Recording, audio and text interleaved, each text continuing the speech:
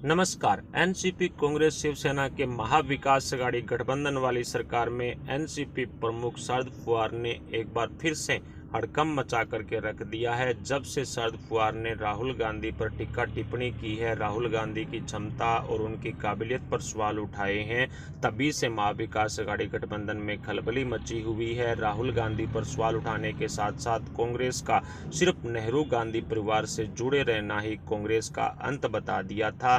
लेकिन इस बयान के बाद जो बड़े खुलासे हुए, उससे महाविकास अघाड़ी गठबंधन में हड़कंप मच गया। हालांकि शरद पवार के इस बयान के बाद कांग्रेसी नेताओं ने शरद पवार को खुली धमकी दे दी थी कि भविष्य के अंदर इस तरह की टीका टिप्पणी किसी भी कांग्रेस के नेता पर की गई तो आप महाविकास अघाड़ी गठबंधन की खिचड़ी सरकार से हाथ धो बैठेंगे।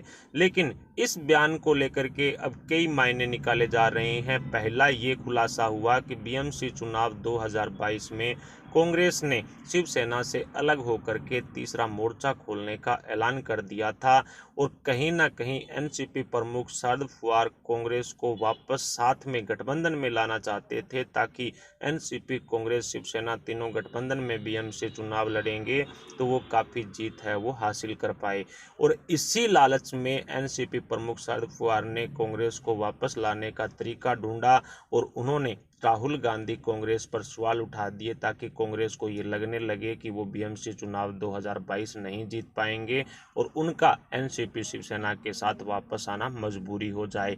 और लेकिन इसको लेकर के जो दूसरा बड़ा खुलासा हुआ है, उसने महाराष्ट्र की राजनीति में हड़कंप मचा करके रख दिया है। उद्धव ठाकरे की सीएम कुर्सी भी अब जाती हुई साफ दिखाई दे रही है। दूसरा बड़ा खुलासा ये हुआ कि एनसीपी प्रमुख शरद पवार यूपीए चेयरपर्सन बनना चाहते हैं, इसलिए उन्होंने अभी से राहुल गांधी और कांग्रेस पर सवाल उठा दिए, ताकि कुछ रीजनल पार्टियां, कुछ स्टेट पार्टियां कांग्रेस के खिलाफ खड़ी हो और शरद पवार के साथ खड़ी हो जाए। कहीं ना कहीं शरद पवार अपना समर्थन लेने के लिए, इन पार्टियों से समर्थन लेने के लिए अभी से इस तरह की आवाज़ उठा रहे हैं, क्योंकि आने वाले 1-2 महीने के भीतर कांग्रेस है वो राहुल गांधी की ताजपोशी करने जा रही है। कहीं ना कहीं राष्ट्रीय अध्यक्ष बनाने की तैयारी में कांग्रेस जुटी हुई है और उसी दौरान यूपीए चेयरपर्सन बनने की भी कहीं ना कहीं आवाज़ उठेगी। इसलिए अब एनसीपी प्रमुख शरद पवार ने कुछ रीजनल और कुछ स्टेट पार्टियों को अपने साथ लाने के लिए इस तरह से राहुल गांधी की काबिलियत पर सवाल उठा दिए, ताकि जो रीजनल पार्टियां हैं, जो स्टेट पार्टियां हैं, वो ये कहने लगे कि अब जिस इंसान से कांग्रेस ही नहीं संभल रही है, वो यूपीए को कैसे संभाल सकता है। और यूपीए को संभालने के लिए एक एक्सपर्ट नेता की जरूरत है और ऐसे में एनसीपी प्रमुख शरद पवार को जो कहीं ना कहीं यूपीए का चेयरपर्सन बना दिया जाए। इस तरह से कहीं ना कहीं एनसीपी प्रमुख शरद पवार ने रणनीति तैयार की और इस रणनीति से कांग्रेस में हड़कंप मचा हुआ है। सोनिया गांधी, राहुल गांधी, कांग्रेस के बगैर यूपीए अधूरा है, इसमें कहीं कोई शक नहीं है, क्योंकि कांग्रेस एक ऐसी पार्टी है जो ऑल ओवर इंडिया चुनाव लड़ती है और इनके कार्यकर्ता हर राज्य के अंदर हर जगह मौजूद है। ऐसे में गैर कांग्रेसी नेता का यूपीए चेयरपर्सन बनना संभव नहीं है। लेकिन जिस तरह से एनसीपी प्रमुख शरद पवार और उद्धव ठाकरे ने मिलकर के ये पूरी की पूरी साठगांठ रची और इस झूठी खबर चलने के बाद कि एनसीपी प्रमुख शरद पवार यूपीए चेयरपर्सन बनने जा रहे हैं, शिवसेना ने बड़ा कदम उठाया और संजय राउत ने एनसीपी प्रमुख शरद पवार के यूपीए चेयरपर्सन बनने पर समर्थन करने की बात कह दी। लेकिन संजय राउत के इस बयान से उद्धव ठाकरे की मुश्किलें बढ़ गई है, क्योंकि कांग्रेस ने अब शिवसेना पर बड़ा एक्शन लेने की ठान ली है। जिस तरह से अहमद पटेल के इशारे पर महाविकास अघाड़ी गठबंधन का निर्माण हुआ था, कांग्रेस शिवसेना के साथ गई थी और अब शिवसेना के साथ गठबंधन करने में राहुल ग्रुप किसी भी हालात में तैयार नहीं है। और अब जिस तरह से राहुल गांधी के गुट की तरफ से, जैसे संजय निरुपम हुए, मिलन देवड़ा हुए, ये राहुल गांधी के ग्रुप के नेता हैं, अशोक चौहान हुए, ये किसी भी वक्त तगड़ा झटका शिवसेना नेताओं को दे सकते हैं। कुल मिलाकर के यूपीए चेयरपर्सन और राहुल गांधी पर टीका टिप्पणी करना, कांग्रेस पर सवाल उठाने, ये महाविकास अघाड़ी गठबंधन में उद्धव ठाकरे को काफ़ी भारी पड़ने वाले हैं। एनसीपी प्रमुख शरद पवार और कहीं ना कहीं उद्धव ठाकरे के बीच में जो अब तक साठगांठ चल रही थी।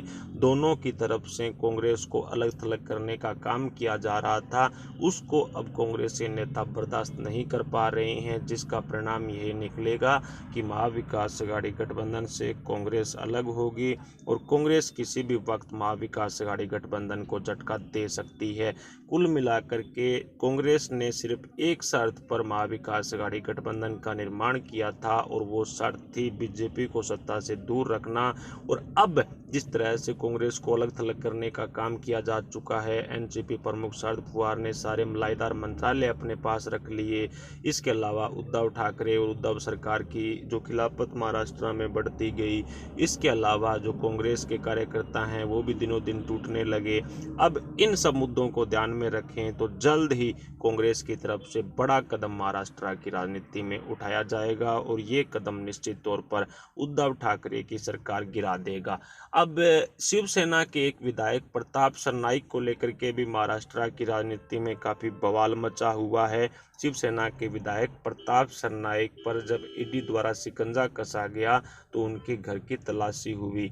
उनके यहाँ पर एक क्रेडिट कार्ड मिला जो किसी पाकिस्तानी नागरिक का है, यानी कि जो शिवसेना राष्ट्रवाद हिंदुत्व के सिद्धांतों पर चलने वाली है, जो चीख चीख कर बोलती है राष्ट्रवाद और हिंदुत्व के सिद्धांतों को लेकर के, उसी शिवसेना के विधायक के घर पर पाकिस्तानी नागरिक का क्रेडिट कार्ड मिलना, इसने शिवसेना में हड़कंप मचा करके रख दिया है। महाराष्ट्र की राजनीति में अब शिवसेना की सारी पोल पट्टी खुल करके सामने आ चुकी है।